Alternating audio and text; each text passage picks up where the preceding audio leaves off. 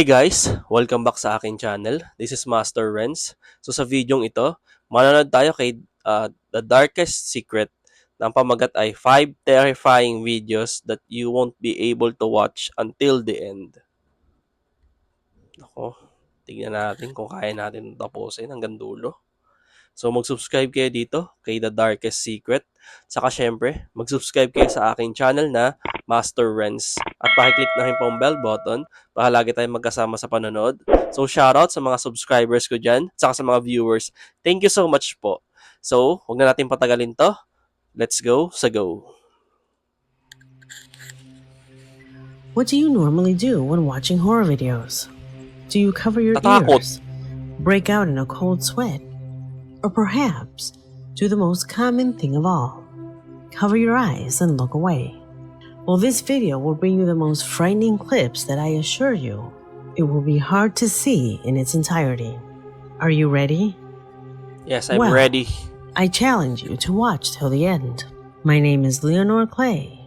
Oh, sabi niya, I challenge you to watch until the end. So bukas, sakyan natin tong hamon ni The Darkest Secret.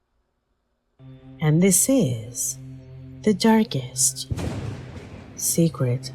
Today we present 5 terrifying videos that you won't be able to watch until the end. Number 5.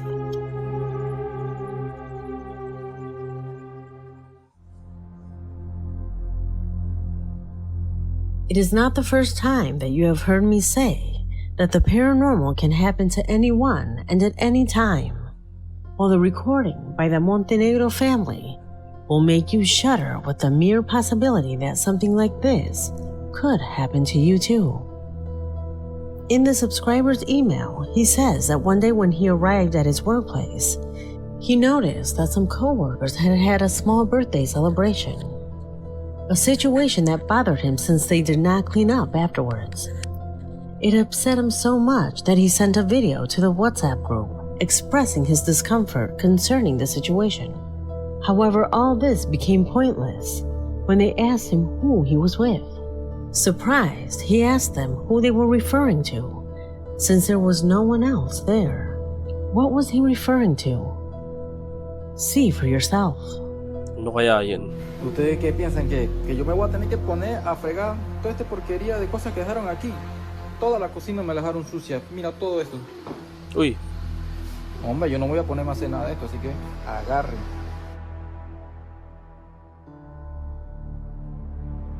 ayun nga oh.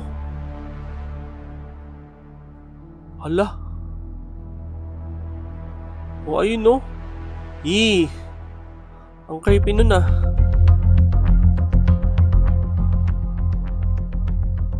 Did you see anything? Nakita ko. Nakita nyo. For a fraction Nakita ko. Kayo, nakita nyo? So, panoorin ulit natin tong replay niya. of a second. Ayun But oh. it was long enough to put our subscriber on alert, as a shadow can clearly be seen peeking through the door. Nothing paranormal had ever happened here. Ayun oh. Ang creepy naman nun. Gabi oh. Baka gugutom lang. Sumakikain. Kung baka nagtiting kung may tira pang pagkain. Yung creepy. Neither at his workplace, nor to any colleagues, or to him. This thing, whatever it is, manifested itself out of nowhere, just as it could be happening to you, right now, behind your back. Number 4. Diego Gonzalez is the subscriber who sent me a disturbing occurrence that affected one of his nephews, and that to this day has his whole family very worried. From Arequipa, Peru, he tells me that while at a family reunion, his nephews got together in a bedroom to listen and sing to their favorite music. They were recording for the purpose of uploading it to social networks, but the boy was too shy to sing. His singing skills are not what catches our attention, but something that happened and was caught completely by accident. Pay attention.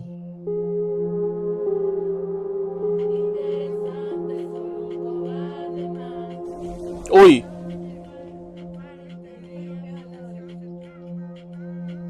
Nako.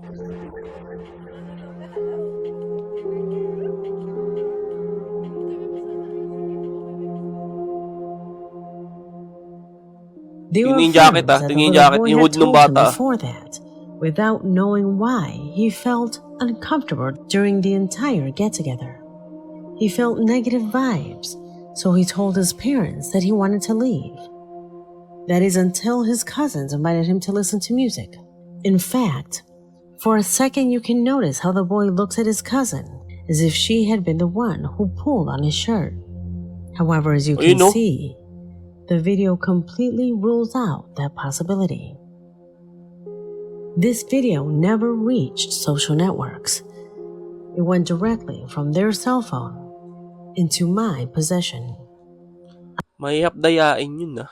Kasi kung dadayain yun, makikita ka agad yung humila no sa likod. Kaya para sa akin, sa nakita ko wala, mahihap dayain. Kung legit to, legit. I am assured that this is not staged, and due to the context, it appears to be real. Number 3. Number 3.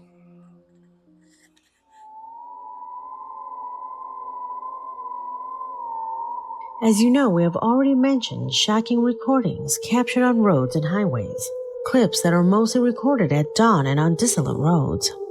However, there are also situations captured in broad daylight and in the middle of heavy traffic, such as what you will see below, and that left their witnesses completely shocked. What did they capture? See for yourself. Ano kaya yun?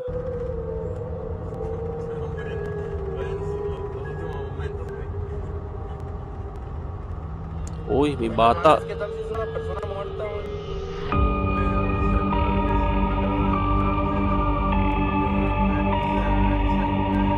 May bata oh.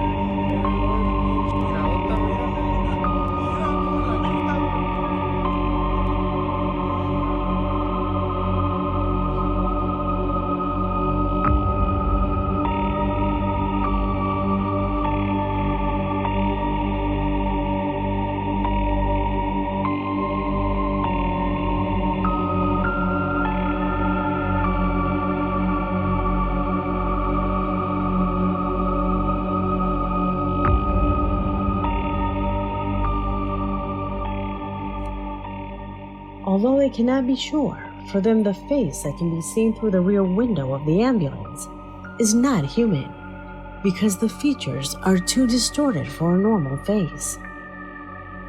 They take it as an indication to speculate that they were recording something completely paranormal, a spirit or the soul of someone who perhaps lost their lives inside the vehicle. Certainly the possibilities are many. What do you think? Could there be an explanation other? Saka kung, alam mo, bata yan, nakatayo na ng ganyan. Yung tao dun sa loob, pagkasabihan siya na umupo ka, papaupo niya na ng ayos. Kasi pag ganyan, kung bata, syempre may tendency, pag pumeno ng malakas yung ambulance, ma-aksidente yung bata. Kaya paupuin dapat yan eh, kung hindi ganyan, kung may bata talaga. Than the paranormal Ito eh, parang hindi, talagang paranormal o legit tong multo eh, nung nakunan eh. for this footage? Leave it in the comments. Number 2. Number 2 na.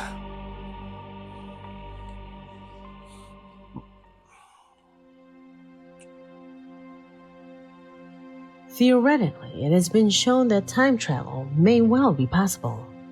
But officially, from the scientific and military world, there are no announcements or advances in that direction. We have only seen it in Hollywood movies that from time to time like to address this issue. However, recently, a strange video came to light that leaves open the possibility that this type of travel would be much more real than we ever imagined. Pay close attention.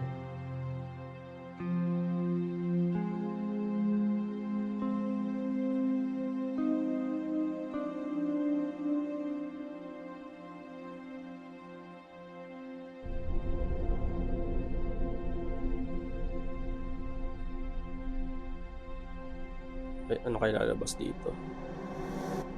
Uy! Uy! Saan galing yun?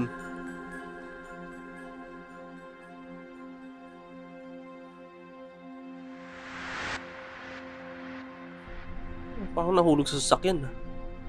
Parang galing sa sasakyan.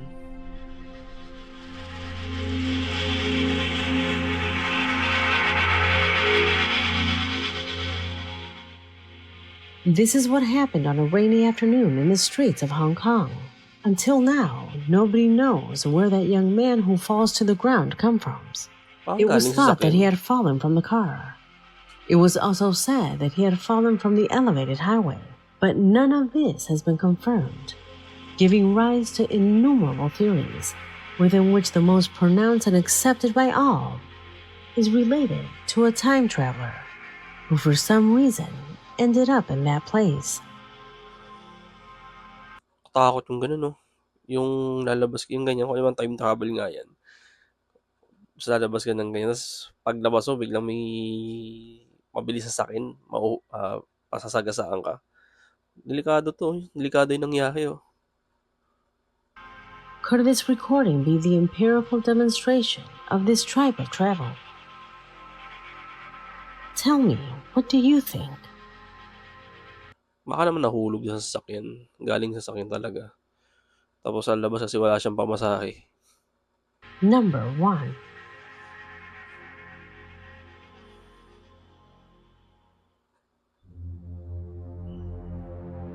It is said that the paranormal, the illogical, and the incomprehensible not only can appear in front of you at the least expected moment, but it can also manifest itself within you when you least expect it. Because without exception, all of us are exposed to experiencing a situation like this at least once in our lives. Something like what happened to the man you are seeing on the screen, and who, while at work, was a victim of this. Pay attention.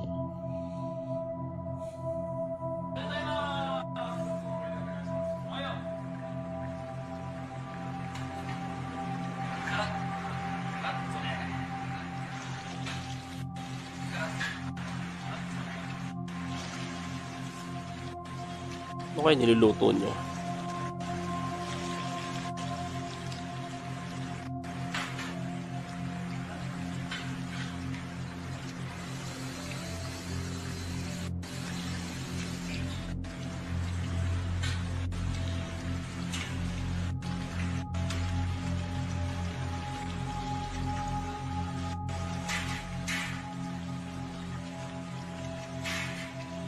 Oops. Anong nangyayari sa kanya? Uy. Hala.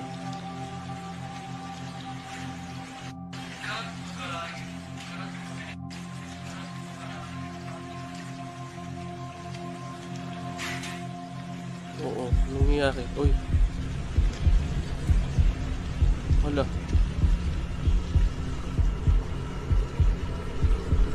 Hala. Uy! Anong nangyayari dyan? Ha? Uy! Ha? Hala!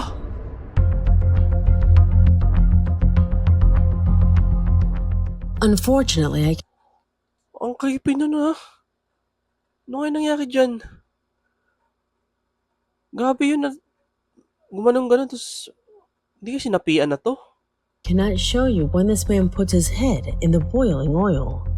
But according to what can be seen in the video, the subject leaves his head there until he dies. Oh, nako. Many who have seen this Namatay. recording claim that the man was being possessed and that a demon forced him to perform such an action. Videos of this type raise the question of whether we too have been victims of such events in the past without us Hindi kaya epekto ng stress yan sa trabaho. Nasobrahan sa stress, nasobrahan sa pagiging workaholic. Kaya kayo, huwag masyadong maging workaholic. Diba? remembering them. Possessions that, like puppets, suppress our will before an entity of paranormal origin. If you think you have lived an experience like this, let me know about it in the comment box, because this video has come to an end.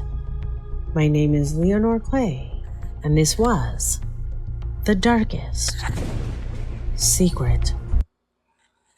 Grabe yun, ha. Grabe yung last part na yun. Kaya yan, paalala sa inyo. Huwag masyado magpaka-stress at maging workaholic. Huwag Huwag masyadong kailangang balanse pa din talaga na dapat sa buhay. Kawawa naman yun, no? So, ayun. Natin yung challenge ni Darkest Secrets. Natapos din natin. So, ayun, mag-subscribe kayo dito kay The Darkest Secrets. Saka syempre, mag-subscribe din kayo sa akin channel na Master Renz. Pahalagi tayo magkasama sa panonood. Thank you so much po sa pagsama. Ingat po kayo palagi.